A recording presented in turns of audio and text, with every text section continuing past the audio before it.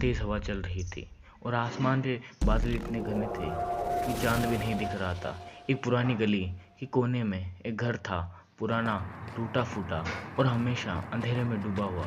लोग कहते थे उस घर में कोई नहीं रहता, पर कभी कभी रात के टाइम वहां से आवाज आती थी, हल्की सी हंसी, कभी कदम की छाप, कभी किसी के सांस लेने की आहट।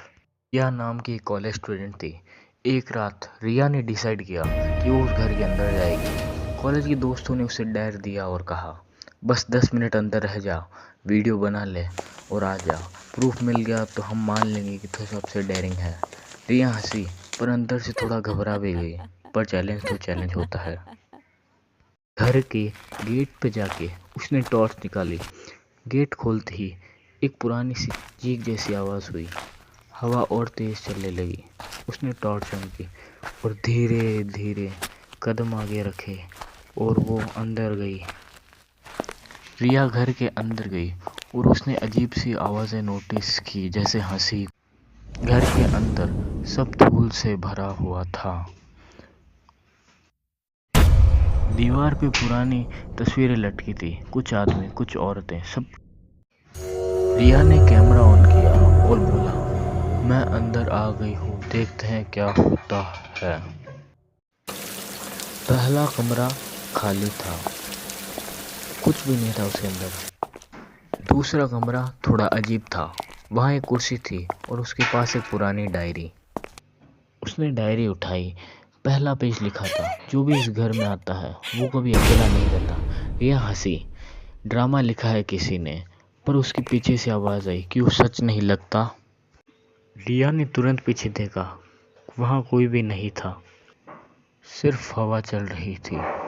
उसने सोचा शायद इमेजिनेशन है। पर जब उसने स्क्रीन देखा तो पीछे एक शैडो दिख रही थी, एक औरत की। उसने कैमरा घुमाया पर वहाँ कुछ भी नहीं था। स्क्रीन पे वापस देखा, शैडो गायब। उसका दिल तेज धड़कने लगा। बस 5 मिनट और, उसने अपने आप से कहा। वो तीसरे कमरे की तरफ बढ़ी।